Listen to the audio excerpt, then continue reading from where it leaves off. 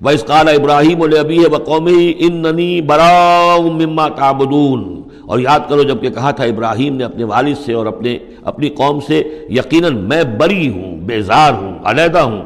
ان سے کہ جنہیں تم پوجتے ہو، إِلَّا الَّذِي فَطَرَنِي فَإِنَّهُ سَيَهْدِينِ، سوائے اس کے اس ہستی کے جس نے مجھے پیدا کیا ہے تو یقیناً وہ مجھے راستہ دکھائے گا، راہ سجھائے گا۔ وَجَعَلَهَا كَلِمَةً بَاقِيَةً فِي عَقِبِهِ،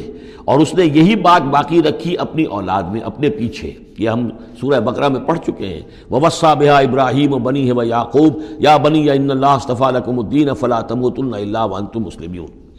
لَعَلَّهُمْ يَرْجِعُونَ، تاکہ وہ اللہ کی جناب ہی میں رجوع کیے رہیں۔ بل متعت ہؤلاء وآباءهم، لیکن ان لوگوں کو ہم نے ذرا ساز و سامان دے دیا، عیش دے دیا، آرام دے دیا، ان کے آباء و اجداد کو بھی دیا تھا۔ حتی جاءہم الحق ورسول مبین، تو جب ان کے پاس آیا حق اور واضح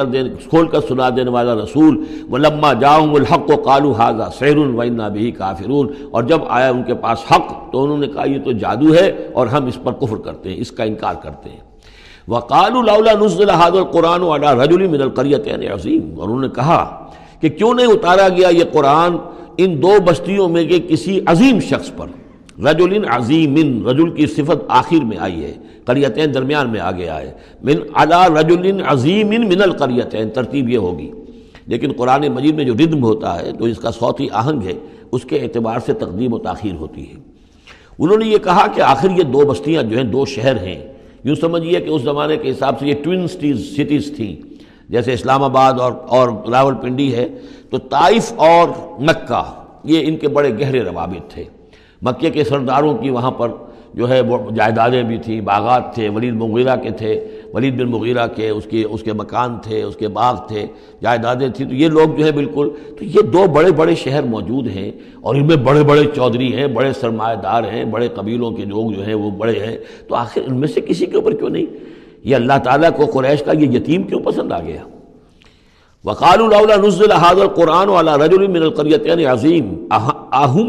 يَقْسِمُونَ رَحْمَتَ رَبِّكَ، اب اس کا جواب اللہ کی طرف سے یہ، کیا یہ تقسیم کریں گے تیرے رب کی رحمت کو؟ یہ وحی جو ہے رحمت ہے، نبوت رحمت ہے، اور ہم نے محمد کو بھیجا ہے رحمت للعالمین بنا کر، تو رحمت تو ہم جانتے ہیں کہ کون اس کا اہل ہے، ہم اس کا فیصلہ کریں گے، کیا یہ تقسیم کریں گے تیرے رب کی رحمت؟ نحن قسمنا بینہم معیشتہم فی الحیات الدنیا، ہم نے ان کے مابین ان کی معیشت، ان کا جو بھی دنیا کا جو اقتصادی معاملہ ہے، روزی کا معاملہ ہے، وہ تو ہم نے تقسیم کر دیا ہے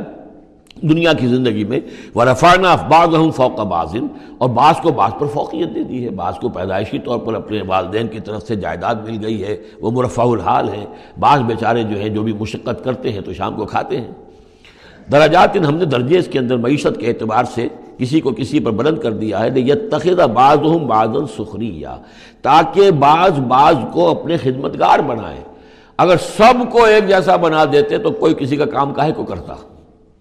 اب یہ کہ مزدور کہاں سے ملتے یا کوئی اور، جب ظاہر بات ہے یہ تو درجہ بندی اللہ نے کی ہے، تبھی یہ مختلف کام کرنے والے لوگ وہ ہیں، اور اسی کے مطابق یہ کارخانہ تبدل کا چل رہا ہے۔ وَرَحْمَتُ رَبِّكَ خَيْرٌ مِّمَّا يَجْمَعُونَ، باقی رہ گئی آپ کے رب کی رحمت، تو وہ یقیناً کہیں بہتر ہے ان تمام چیزوں سے جو یہ جمع کر رہے ہیں۔ جو سورہ یونس میں ہم پڑھ آئے ہیں وہ آیت کہ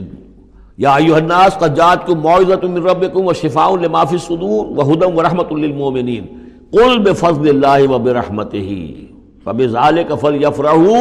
ھو خیر مما یجمعون، وہی الفاظ یہاں ہیں۔ یہ رحمت جو ہے تیرے رب کی، یہ قرآن، یہ کہیں بہتر ہے اس چیزوں سے جو یہ جمع کر رہے ہیں۔ وَلَوْلَا أَن يَكُونَ النَّاسُ أُمَّةً وَاحِدَةً، اور اگر یہ اندیشہ نہ ہوتا کہ تمام ہی لوگ ایک امت بن جائیں گے، سب کے سبھی کافر اور ناشکرے ہو جائیں گے، لَجَعَلْنَا لِمَن يَكْفُرُ بِالرَّحْمَٰنِ، تو ہم ان لوگوں کو جو رحمان کا کفر کرتے،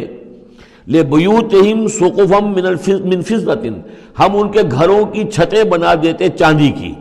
وَمَعَارِجَ عَلَيْهَا يَظْهَرُونَ، اور سیڑھیاں جس پر وہ چڑھتے وہ بھی چاندی کی بنا دیتے، وَلِبُيُوتِهِمْ أَبْوَابًا وَسُرُرًا عَلَيْهَا يَتَّكِئُونَ، اور ان کے گھروں کے دروازے اور ان کے تخت بھی ہوتے چاندی کے جس پر کہ وہ تکیہ لگا کر بیٹھتے، ایک ٹیک لگا کر، اور نہ صرف چاندی کے، زخرفاً، سونے کے بنا دیتا۔ یعنی ہمارے نزدیک ان چیزوں کی کیا وقت ہے؟ یہ حدیث نبوی جو میں نے بارہا آپ کو سنائی ہے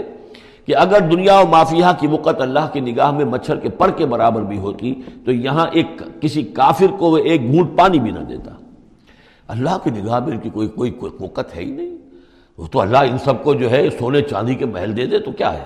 وہ یہ سب کچھ بھی ان کل ذالک لما متاع الحیات دنیا، یہ سب پھر بھی